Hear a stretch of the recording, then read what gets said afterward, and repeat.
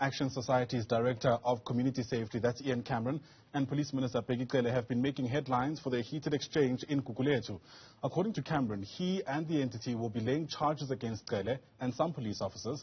In a video that's widely circulated on social media, Cele can be seen shouting at Cameron, telling him to, quote, shut up and sit down, before an officer tries to escort Cameron out. And this is after the minister failed to answer questions, we're told, about the police's inability to protect South Africans against crime. Let's speak about what we saw unfold and what the way forward should be like. Let's bring in the Executive Director at Oxfam SA, that's Lebogang Ramafoko, who joins us now via our video link. It's great to see you, Lebogang. Thanks as always for making time for us, especially when it comes to these complex issues, when you consider the context in which these things are happening. And perhaps that's where we should start, right? The police minister has come under fire for the way in which he responded to Ian Cameron. Cameron himself has his critics. And so help us place what this meeting was about and what the rules of engagement ought to be in a meeting like that. Thank you for having me. Firstly, at Oxfam South Africa, one of our thematic pillars is just and accountable governance, and it is a thematic pillar across the globe, because we have seen how the space for civil society engagement and accountability by government is shrinking. And I think what we saw in that meeting is exactly why at Oxfam South Africa we have taken on, and also the entire Oxfam International has taken on the theme of just and accountable governance as a theme that we will be working on for the next 10 years. And in South Africa in particular, we will focus on making sure that the voices of the marginalized, the voices of those that are most affected by problems get elevated. Now, what we saw there that the minister was doing, it's exactly what we need to guard against as civil society. And it seems as if Minister Cele needs to have simple lessons on democracy and on governance. Civil society has a right to ask government officials to account. Your struggle credentials, in fact, should have made Mr. Cele hang his head in shame that for all the things that he was quoting to silence civil society, our society is the way that it is right now. Everything that was quoted by the community that was there is what is wrong in this society.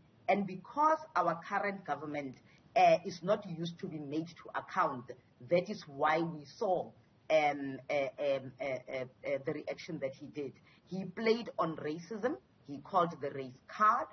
He claimed that he's got better experience because he was in the struggle, better than the people who live those lives. He has forgotten, as he was reminded in that meeting, that he arrived there with bodyguards and he lives right now, and for many years, close to 30 years, very much away from where he was at. So that card of I suffered, I struggled, is actually an old card. What people need to know right now is whether or not, when their children have been playing in the street, whether they will be shot or not. When women are raped, whether the perpetrators will be held accountable. The rules of the game are that civil servants, politicians are servants. They do not go there to dictate, but they go there to listen. Therefore, if they cannot, let them stay in their air-conditioned offices. Yeah. Let me introduce a bit of nuance to our discussion, if I can. And it's interesting what you've mentioned about, Oxfam focusing on providing a voice for the voiceless and those who are vulnerable, because those who are sympathetic to the minister went on to point out that Ian's positionality as a white man in a community like Gugulethu should have allowed him to make space specifically for community members themselves to speak out against the minister. Do they have a point, those critics, or are they trying to absolve the minister, do you think? I think they are playing into what has become very, very dangerous in South Africa, and that is shallow racist politics. When you look at him at a very shallow level, you can say he's got no space to speak. But when you hear what he has done, and let us basically take toe-to-toe what politicians, including black councillors across different municipalities, some of the councillors who come from the party that the minister comes from, and you go toe-to-toe with some of the facts that speak to what Mr. Cameron knows, and you basically tell me whether or not his positionality at this point in time makes sense. Positionality is an issue. But if we are going to be talking about positionality, we can't talk about positionality only from a racial point of view. I think that's shallow and, in my opinion, very lazy. At this point in time, when you listen, if you basically, they were behind a screen and you listened to, let's say, this two men with power, if we are going to speak about positionality, and you say there is an issue on the table, you are basically negotiating an issue, and you are listening to both of them around the facts that they are putting on the table about what is wrong in a community. Toe to toe, the minister is out of his depth. The fact that he carries a black face does not carry any precedence if you are taking them toe to toe. Because we accept, for an example, that today I am speaking to you. I don't stay in Gugulethu. We go to different meetings. We go to COP26. We go to different meetings. But when we go there and we represent the voices of those that we come from, or the constituents that we come from, we need to be coming with substance.